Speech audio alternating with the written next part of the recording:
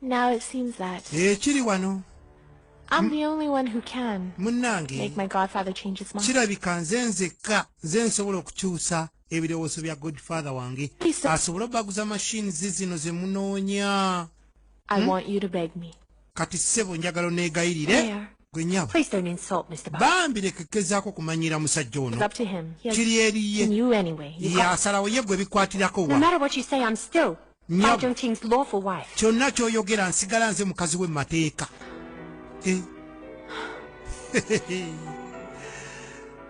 Akalambu. Zhongqing. Sebo.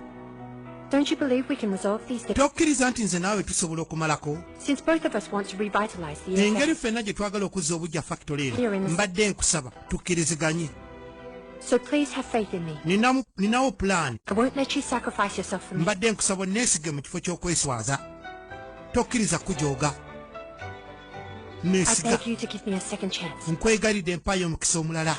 This is my family business after all. Sigaana era oteekwa okimanya nti no family business yange, family yange yevunaanyizibwa so si gwe nga gontu. So I will work even harder. Mbadde nkusaba okkirize nti ngenda kukola nnyo. Kino kiyange, kya family yange. I've already thought of a solution. Nalowoozezza dda ku solution bw'olinayo eyiyo naawe. You should go back. Mbadde nkusaba onviiriddayo. But naye it seems that Mr. Bai really needs those machines. Munnange nno bosi oyo alabika machine zino azeetaaga nnyo okusinga ggwe. Tonight, kiro kyaleero kansule naye in this hotel. Enkya buno agenda okukyenkya nga machine muzirina. We'll be ready tomorrow. By tomorrow. No way. Nedda tojja sula naye owange. I've made up my mind. Nasazeewo. Go back now. Kaneetunde kaneeweeyo oba kufukamira kanfukamire. Go back. Kaba nkozese byonna bikwate ekkubo ogende. Ye abadde ekyatawulira. Ye bw'ondekera omusajja olunaku lumu nalwo lukusala. Get it? Bannange. Do you think you can help him the way I can? Goloza osobola mufunanga nsi bwenjagala. Mumuyinako nnyo obuyinza. Junction n'atambulirawo wakati mu busungu. Ki ekiddako? Adda ebweru. Omuzira. Obunyogovu bungi. Naye nga muli agamba nedda. Kakibe ky'omusajja ono alimba. Lwaki yeewaayo obwenkanidaawo? Ye kye yaŋŋaana okukola nga ŋŋenda okwetunda erisaalo ng'oli muzeeyi jjajjange. Ate ye kyakoze eriyo ne nkukiwa olw'okubanga nadda wabweru. Mr. Bai, sebo. I know. You won't stay. Nkimanyi tojja sulayo. Hurry up and come out, okay? Yangu afuluma ogende nze nkulinze wano. Nedda nze nkiganye kati nkulinze wano. Kumufukamiza kumukozesa mirimu mpaka budde kukya bafune machines. As everyone knows, I was brought up by a dancer. Mwenna mukimanyi nakuzibwa dancer.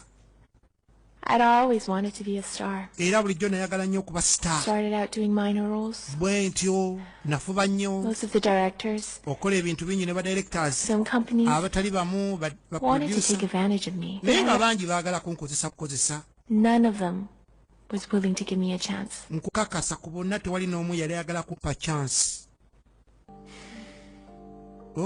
I still remember era nkyajjukira that time I was cheated. Olunaku olumu lwe He came up to me bambi bampisawo bino ojja gye ndi and wiped the tears on my face. n'onsangula amaziga.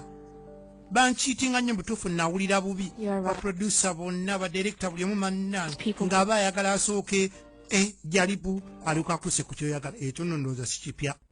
Baserebo bonna bakimanyi naddala abakyala bayisiikiruddeyo. Era waliwo baproducer be baatuuma edda amannya oyo anko biki ono anko bino anko bikoze bitya n'ebirala. Kati alulojja. I wouldn't be who I am today without you. Kyemmanyi kino kyendi leero saali kibadde wootali. Gwe omu ku banfuula kyendi. I know. Era nkimanyi. I may never have the chance to truly be with you. Nti sirifuna mukisa gwa namaddala kuba But naawe. I'd be satisfied Naye nja kuba mu if mativu. others saw me as Bai Zhongqing's woman. When I was young, Wulira.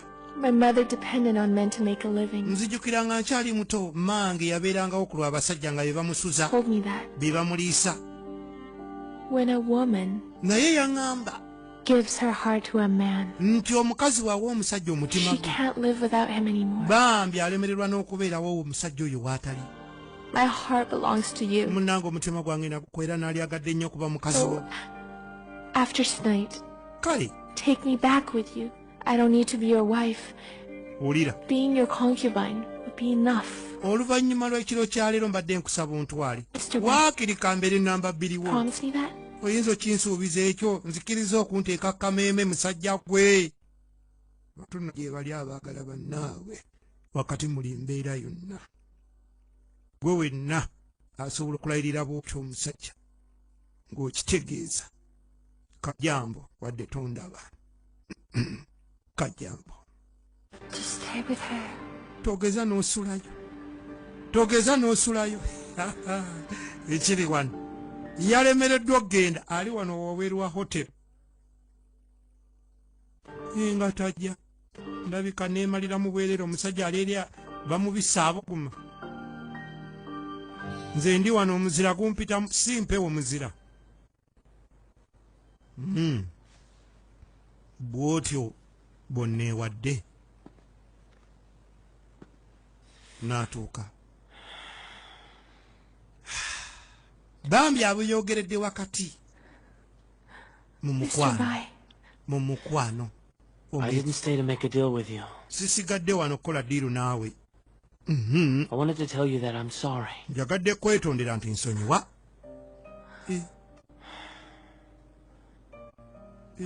But you must know that Ekyo oteekwa okuba okimanyi I can't give you anything. nti sirina kye nsobola kukuwa. I'm sorry for letting you down. Nsonyiwa okuyiwa. It's time you set yourself free. Ke kaseera naawe weesumulule wonveeko. It seems that Munnange kirabika. I will never have your love. Ndi omusajja gwe tolinjagala. Are you really Tolinjagala. going to give up the only chance to save the factory for Jiaxing? Kati ofiiriddwa mukisa gw'okutaasa factory eno. I know it's not rational for me to do this, Kimanyi kyenkola si kye kyalibadde ekituufu. but I really don't want to break Jiaxin's Naye heart. ate ne Junction saagala kumenya mutima gwe.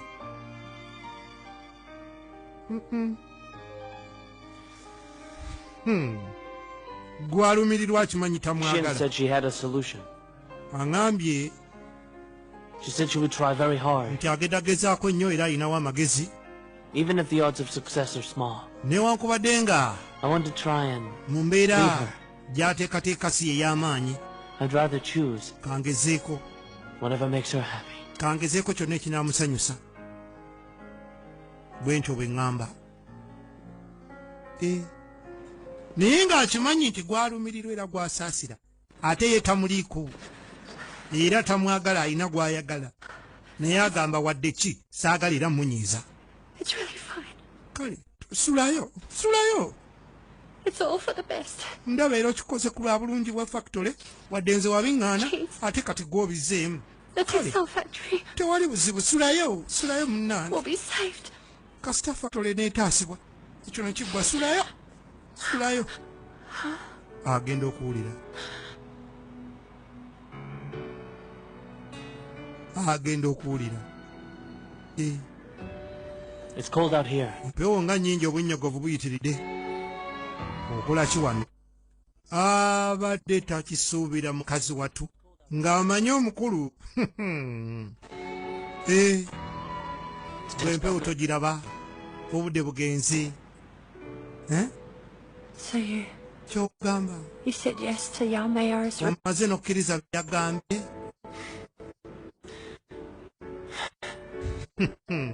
When I said the textile mill would be fine, what I meant is Mr. Bai and Mrs. Bai could make a concerted effort. Bwe nagambye nti factory ejja kuba bulungi buli kimu kijja kutereera kitegeeza Mr. Bai ne mukyala we bagenda kukola ekisoboka. Because I wanted to bring an end to.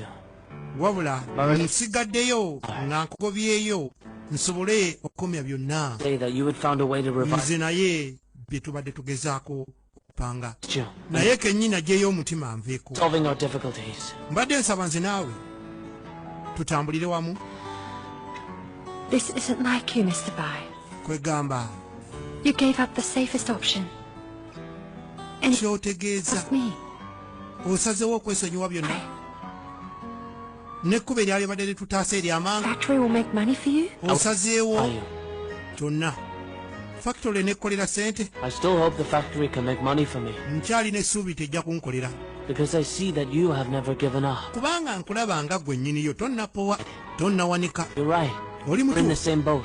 oli mutuufu We got married. We had tuli mu lyato lye limu okuva lwe twafumbiriganwa patience kale over our respective interests. tuteekeddwa okuba abagumiikiriza And I have a, newankubadde ffenna tulina ebigendererwa eby'enjawulo and the same ideals. era njagala tugatte wamu amaanyi ebirowoozo And work together to solve this. n'amagezi tugezeeko nze naawe So we're kaakati comrades in arms? You could put it that way. tibawamu mu kulwana kuno nti ya tuli ba comrades And we're unbeatable. ate nkakasa nze naawe tulijja eritawangulwa And you know who I am. ate nze ontegeera omanyi The sikyo famous Mr. Bai. ontegeera nze owakabi mr The bay Bais. So you see, okiraba there's no problem we cannot solve. tewasobola kumalawo ze mr bay course not. mr wolof ate gwe oli mukyala w'ababayi Okay. bay family I want to know wabula what your solution is. njagala kumanya g'amagezi g'olinawo geegaluwa kubanga owagidde ensazeewo nzije gy'oli Need to see if my idea is feasible. akati After I get everything settled, lindako I'll show you what I've got. nga maze okwetereza byonna ngenda kulaga kye nninawo ojja kulaba nga pulaani yange nayo simbi ok ogumye nange ngumye kale tutambule nga tuddeekanga omwami n'omukyala tusalire wamu amagezi Glad that you thought of this on your own. baabano I'm really happy for you, Junction. oluvannyuma lw'okuba nti kino gwe okyerowooleza nkusanyukiddeko nnyo era nkuwagira tugende mu maaso kiri wano omulwadde mugodde Your hands. Are they all right? munnange engalo zo zaawonye If they are, Hmm? tap the table, will you? nzijukira nnakwokyezza we kiba kyekyo konkona wano mpulire ewe ddala engalo zaawonye hey, I'm sorry. musonyiwa You naye accept my apology. Just tap the table again. mbadde nkusabuddemu omulala gumu nsonyiwa nkwetondedde ddamu gumu konkona mpulire jjukira Can you sit down? gaayo ono yali amazeeko ebbanga nga muzibe ate alimu olwambega tuwumulamu katono kanzije Whatever difficulties she had, nti ebizibu by'abanga afuna she would never byonna come to me for help. talijja gyendi nti muyambe Are you really mute? naye ddala gwe oli kasiru toyogera I remember when your hands were burned, nzijukira we nakwokyezza engalo didn't you? wawogganye Don't lie to me. engeri gye wawogganyemu yandaze nti oyogera mmanyi oli okweyota naga maama nnyabo ba oluyina ogamba nzise I didn't mean to. kati oba oganye kaŋŋende muneesa agenderera I'm just not tavuddemu used to talking. tavuddemu ekigambo amukanzeemu awo oba munnange ŋŋende akana yeetonsi erudde eno amawulire gafuluma nga yensi famire Just like this. yensi famire Look. etandiseewo enkola buli maka ogafuula ekkolero nga bafunyeyo obuuma obutonotono obusobola okukola kye baagala wabula nga baagala abakyala bano aluusi ababeera awaka alina omwana omu oba oluusi mune talina bubeezi kyakkola naye nga yali agadde okukola kati emirimu bagireese awaka eno yentandikwa batandikidde ku sisita wo n'omu ku bakozi yalina sisita we naye ng'alina omwana omu asiiba waka ekyana kye waamala okiyonsa nekyebaka amaze ofumba emmere talina nnyo byakola waagwe bajje idea tegeeza omukyalo oyo mu kaseera nga omwana ono yeebase amaze okukola emirimu gye gyonna asobola n'okukola ekintu bwe kiti olaba otya It looks like a feasible idea. erabika nga idea Turning etali every home into a mini plant. okuddira buli maka gafuula kampani Lots of women like her who do some work at home buli maka gafuula ekkolero while they awo si taking wabi care of their children. kubanga abakyala bangi balina obusobozi n'amaanyi balina amagezi okulabirira amaka ate n'okola naddala kibayamba nnyo singa tubasembereza emirimu awaka kintu tekikutteeyo ate olowooza That's great. abakyala tebaweze batandise ozikomyawo bababuulira engeri yobbikolamu ne babiruka ne babigatta fakitole wano nebanga ekyanguya bwanguya nazaako bunaza kuteeka mu kalaazi biki byonna kituufu abakyala balina amaanyi ekindaze mukwano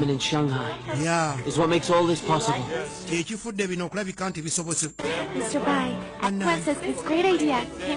idea yeekutte abasimbira ini bokka abakimye matiriyo bayitirivu nnyo abakimye wuzi abakoze biki bagenda ne bagatta bugasi ne kiba nga kiwedde can produce the products in 7 days. Yo speed gye baliko alabye ng'ejja kukolera ddala bakyala olaba layini bano be bakimye material n'abalala bakyajja. Something's wrong. Owaaye kye twabalowooza tekifudde. The whole industry's been discussing this. Okimanyi nti amakampani gonna geewunyiza idea ya Ye's family. You got the housewives in Shanghai making badidde amaka gonna gafuuse fakitole ekkolero. Orders in time without Mr. Oda bagenda zituukiriza mu nnaku ntono. Chairman Shao, what should we do now? Chairman Salongo tukoze tutya? He's really messing up our business. Kubanga we bituusa ate kati ne bizinensi yaffe agirinyemu. He's got some nerve. Ng'amanyiira. This time, ku mulundi guno. I will bring her family business down. Your family business ngenda gimenya. Anyizi. Salongo bamusuuza dda akawala kano. Yali ayagala kavaabira ne bitagenda bulungi. We know you've been working hard since the deliveries in 2 days. Twategedde nti oli bize nnyo okuva lwe baleeta gundi zino. Thinking about what we could do to help you. Ne tunoonye ekyokukolera tukuyambeko. Ebyokulya omunyonyo ogulaba. The time. Yes. If you can't do it, I'll force you to. I can't eat all of them. What about Mrs. Bai? Kaakati baleese ebyokulya. Let me help you. Naye nga byakufumbira wano wennyini kankuyambeko. Your job. Bano batandise okukayanira Kiwaani. For you. Kiwaani bamukayanira bano boolaba. Kiwaani. Leeta nze enfumba naawe twaliiri. Nze enfumba enkoko gwagireese sigo wagisaze. Yabadde kyenyama yiyo leka naawe kansiike. What's going on? Si ekigenda mu maaso. Why are the two of them so off with each other? Lwaki bakayana? Bannange ndeka nze nafudde dda. Ndi katale mukazi munnange nze gwolaba. Naamuyitira mu mbeera eri.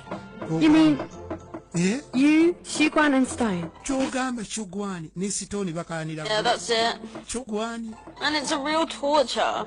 Nannange nze sikirabanga. Tended not to Tulina kundyawo nawangalira ku kyalo ewaffe nga terya nnyega.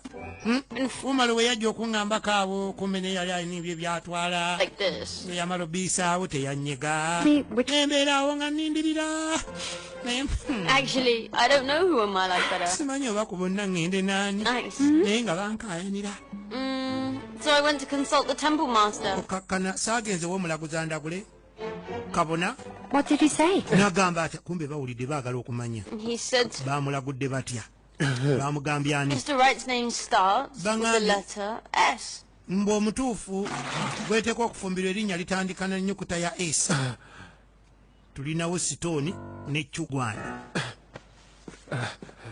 Hey, Stone! Kati ate Stone bw'agawulidde atambuliddewo. Where today? Alazeewa. Chunhua. Chunhua.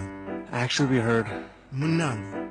what you said just now. Awulidde ky'oyogedde In anti. fact, Stone's not his real name. Stone si erinnya It's lye. only his nickname. Eyo nickname. The one named Stone Ye is actually me. erinnya ettuufu erya Stone Name's oyo. really Stone? Ye nze Stone owa ddala. Kati bwe baalimuwa mu ngeri ya dipaatiika. What's Stone's real name? Erya Stone yaani ddala ekkulu. Stone told me that his last name was Joe. Erinnya lye ettuufu ye Joe. He thought his name was a bit too feminine. Kaakati n'amunnyonnyola kyava ku kiba mutume Stone ng'ate Stone ye yali Stone. Going Ne baliwo oli. Ono ne bamuleka kulya Chugwani. Mbadde omulaguzi yakulagudde nze oba yakulagudde If you esi. choose to Kitegeeza ye nze. go after him now, Kati ate oli gwogoberedde. Ye nze esi. Shugwan, Munnange Chugwani. you're very nice. Kale oli muntu mulamu nnyo. But it's not you my heart belongs to. Naye ate omutima gwange teguli ku ggwe. I'm sorry. Ono nsonyiwa. Munnange njagala oli Chugwe. Chugwani. Erya Chugwani litandika na X. Shu. Oyinza ogiyita S naye nedda. Shu. China agamanya bagayina Xun Qing Shang Shi. Fang Ying Chung Kwa. Kanga yange yewe. Ye manya. Ay. Sibusungu. Who hit me? Ani akubi. Nawulidde nga. The man at the temple said you're Mr. Right. Mbadde manyi baakulagudde ne bagamba omutuufu y'oli. Atandikirwako AC. Doing here? Ye Sitoni. Chugwani. Nze eryange si yenze Sitoni nze Joyi. Why are you skimming stones here on your own? Kaakati lwaki okasuka amayinja we budde eddalu eriruwa. I'm just angry. Just omuntu waba agizeemu ng'anyiizeemu odda wano n'ogiraagira n'oyisa obudde yeebuzaabuza katono mu bamugambye esi naye ate omutima si gye guli era ebamugambye esi yalowoozezza nti ono totawaana by'oŋŋamba. Nkimanyi wasazeewo oli gw'oyagala ye esi wo nze kwegamba esi era olabanga byonna switaati ebiki byonna sweet. Since you chose Shugwan, kakati gabo walonzeewo oli I wish you both well. munne nkwagaliza mirembe munyumirwe mucakale musanyuke si busungu amanyi balonze oli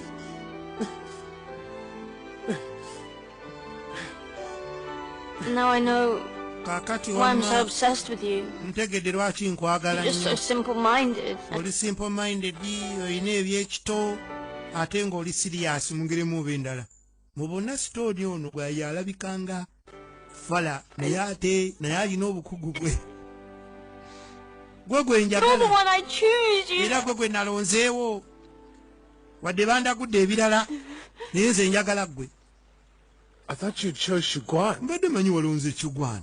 The temple master said Temple master the name yagambye of the man for you starts with an S. oli atandika na S. Yes, he did say it starts with an S. ye bwe yagambye He also said that era if I chose to be with you, naŋŋamba nti we naabeera naawe me may be very difficult nti obufumbo tebunyanguyire and be at risk. ojja kumbeerera muzibuzibu. But so what if that's true? naye nkirowoozaamu It's full of unexpected danger, right? naye nkirowoozaamu nti era obulamu bwonna tutunuulidde ebizibu tewali bali bulungi. Choosing who I'm with, even if it means tempting fate. kakati kyonna ekinajja nze ŋŋamba kijje Not afraid of anything. siina nze golaba nze kyentya nze golaba ndi mugumu nze musajja gwegwe You. tinatine Durwa. What did you say? kyuwa Durwa. kyulwa What did you say? ompisa eki ogambye eki Durwa. nkuyise kyunwa Don't say my name. toddamu kwogera linnya lyange nze nja kujja nkugwire musajja gwenze olimpitira bulungi kale bannange kandiddemu naaliddamu naye sitooni onjagaza kiggwe nange onjagaza ki omusajja munnange naakutomerera naawe naalyoka Yesu.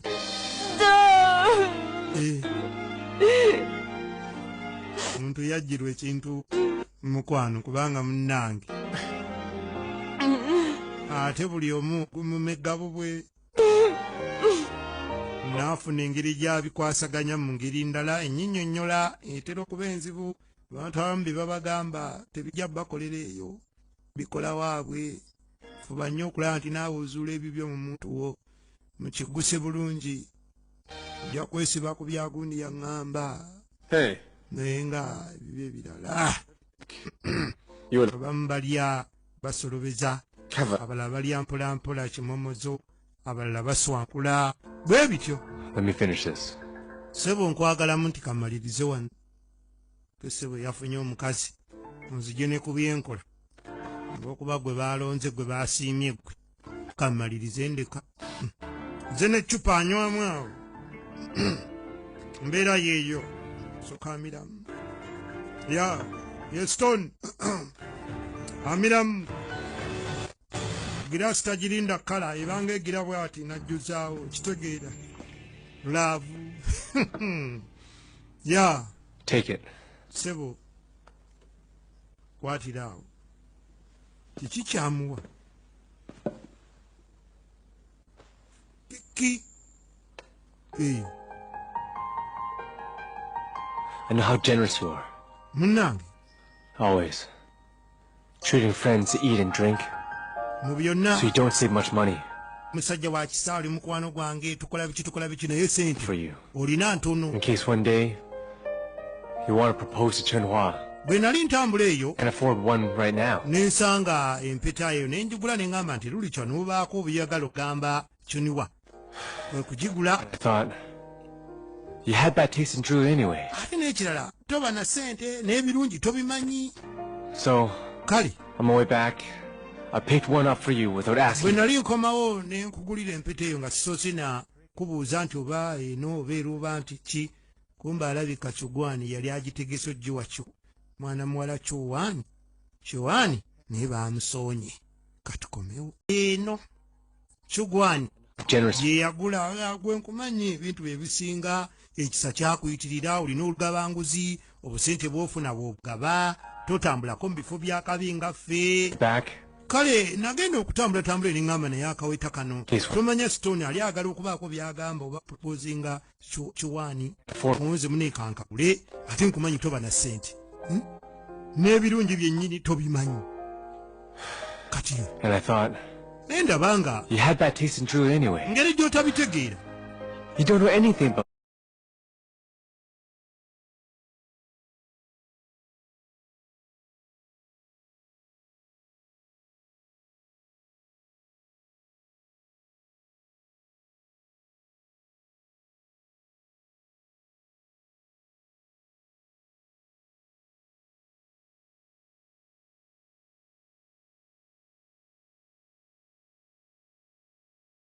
these things.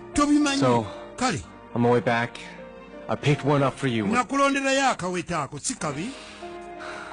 Hurry and take it. Si kabi. Don't let Chunhua see it. Kabi kenna ate Chugwani takalabanga ati nze nkakuwadde ate nga bw'oteeka kamuwa. Yanguwa. What's that look on your face? Ate laba nno bw'otunula. Obadde ki? You forget what we promised each other? Weerabidde bye twesuubiza? When we first became good buddies? Bwe twafuuka ab'omukwano. Buddies. Never forget each other. Never say thank you. Teri muntu yenna kuwalana munne oba kwerabira munne ate teri muntu yenna kwebaza munne. Teri kwebaza. Mukwano gwakolera ekintu kiba kyekyo. Kitegeeza ne buli kyanakolera teri kwebaza. Rules for these kinds of antiques. Olina kwebaza muntu alabika okuba nti munnange obadde temusuubira kikukolera kati bo bagamba kye beesuubiza kyekyo. Stone wakabi nnyo mu by'entalo wabulabe nnyo ate ono mu bya bizinesi n'entalo naye era wakabi nnyo. Akati ennakyalo n'ayitangako mu buduuka eno mu kibuga kubaako eddagala lyagula ayina omulwadde mwe yakweka. Kati Mr. Shao. Yes.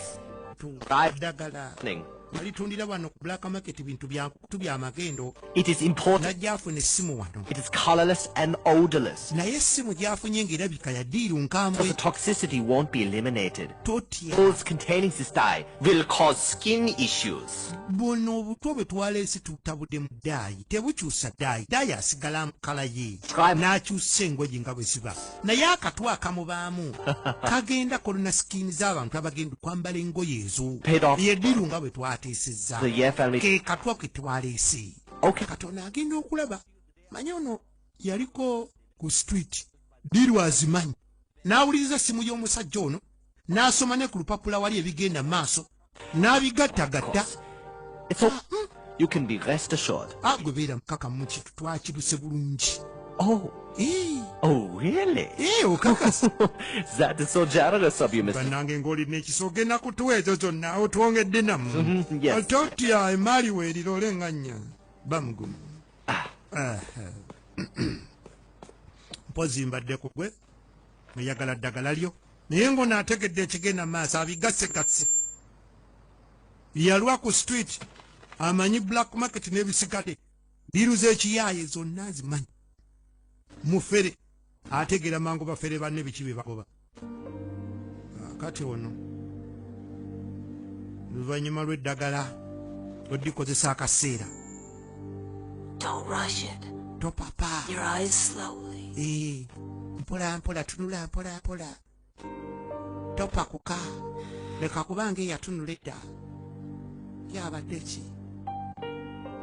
mpola mpola mutabani aha ono naddukawo Miss High? nyabo mukadde Angie! Angie! laba no Angie. Stop there. Angie adduka yeetuma Angie. Or should I just call you Du Shahan? Ndowooza nkuyitire ddala Du Shahan. Abadde tayagala amulabe. Kumbe ono yamutegeera dda. Yeetuma Angie. Abadde akoze bubi nnyo kwetuma enjo. Ono kweyita malayika. Abadde atukoze bubi nnyo. Yeetuma Angie. Ono nti leka nkuyitire eddala erinnya lyo nti oba Du Shahan, akajanja kakugwemu. Olabye otya kamuwedde goge mazima kamuwedde. Badde When did you find out that I was wategeera ddi nti yenze? I was blind for many years. Naliko omuzibu okumala ebbanga. Sensitive to sound. Kale sensezi zange ndala ne zikola nnyo naddala sound eyo. Ndi sensitive nnyo ku yo. Back the ring. Nagatta eddoboozi lyo luli lwe wawogana. You knew me. N'olunaku lwe wanziriza empeta. Because you wouldn't have known namanya what the ring meant to me. Nti oba kubanga tomanyi tewalitegedde empeta eyo kikyetegeeza gye ndi. When I heard your voice. Nawulira nnyo eddoboozi lyo olunaku lwe wawogana. It was you. Ne mmanya. Your crimes are unforgivable. Ne mmanya. And you must receive punishments. So that those who died and those who live nawulira eddoboozi lyo n'ebigambo. Find relief. Ne ntandika muli okumanya n'okuteebereza kikyoli. Mbeera gy'oyitamu ey'okwenyigirizibwa olw'ebikolwa biro byewakola abantu abatasobola kudda gy'oli b'onoonya abamu beetondere nga tolina gy'obasanga onoonya kisonyiwo naye tolina gw'okisaba. In the end, munnange they will never really be mine. bingi byengezaako kaayanira n'ebiwunziko era si byange. Mbikwatako ne mbiremera ne mbinyweza ne mbifugaafugamu kaawo era ne nyimala ne bigenda. It doesn't make sense to say this now. Anyway, tebiraga magezi oba njogera byaki. It's all too late. Kiri too late already. One would believe. Ani ayinza okukkiriza omufere nga nze omubbi? Yasiraana n'agonderayo gy'ali eri. Anyi duniya erina engeri gy'ekwata ku bantu. Oli ne weeyefuula mukaluba atya. It's a constant reminder Eno enkovu of the mistakes you made. kakabeera kugamba kakibeere ekijjukizo ky'ensobi ze wakola oleme ziddamu. Free yourself from the guilt. Era mbadde nkusaba weeweeyo mu mikono gya bannamateeka olwo ekikulumiriza ekijja okuvaamu. Go ahead. Sigaana naye nina kye ŋŋamba. The first thing, ekisooka come with me to the police to njagala omperekereko turn myself in. eri kabona neetonde That way, era omperekereko ku poliisi sins neeweeyo. I've committed. Ayagala kwenenya muntwale ku poliisi. Okay. Okay, I'll go with you. njagenda naawe. But before that, Naye ebyo nga tebinabaawo I want to do one last thing for Jiangxin. waliwo ekintu kimu kye njagala okukolera Only Jiangxin after that nga sinnagenda. will I be able to face her after I die. Ndowooza ekyo kijja kunnyambako nti ne bwe ndiba nfudde ndisobola omufeesinga. Kankikole ontwala eri kabona nenenya ebibi byange mu maaso ga Katonda n'oluvannyuma awo mperekereko tugende ku poliisi neeweeyo. Wabula ebyo byonna nga sinnabikola kansooke mbeeko kyenkolera Jiangxin. Bwe ndifa awo ndisobola omusisinkana nga ndi gumu. Ndi wakati mu byonna munnange byaliwo naye nakolera kino kitya kiki kyayagala okukola. Yawulidde olukwe olw'okuddira kemika enkyamu gye bagenda otabula mu kkala oba mu daayi eyo ayonoone engoye za Jiangxin. Kati aleese kamera nze kennyini neetuukidde si kulwa nga mukola ensobi ye Kyalongo muzeeyi. Businessman Kyalongo agoberedde kaanaako nali ngendo kavaabira ne bakansuuza ate kati kagenda maaso n'emirimu nnyini ndaba kakulaakulana. Sijja kubikkiriza musombe maali neetwalibwa loole ennamba. Kino kikangabwa tulubasuddemu tagenda okulira. Lindako onoonyereze omuntu yalabika alina kyafunye. Tomukkiriza genda mwanguwe alabika alina byawulidde. Kati emmotoka etuuka baleese engoye zibagenda ofulumya nga ziri bazirwaza wairindi oba lukuku oba kiki ekirwadde bwe kikukwata ng'oyambadde olugoye olwo ayayayayaya bantu bajja kufa nga beetakula manyi ko bayita okweyaguza olujjo akati bamunoonya balina gwe bawulidde balina besasi mukazi wa tuteekwa mmuyigga teri muvaako muntu kyono budde bwa kiro bateekeddwa mmuyigga alina kyawulidde balina omuzikiza oli musajja kyamaani wa Chamber of Commerce omulamba ali wano yakulembera abasuubuzi bintu yabikwasaganya ebyenfuna byonna ebyekibuga Shanghai biri mu mikono gye ng'ate otwala olugambo monduleeyo kumuyigga paka nkya yankya tatuwona obuzibu buzze mukazi watu abadde alina kyafunye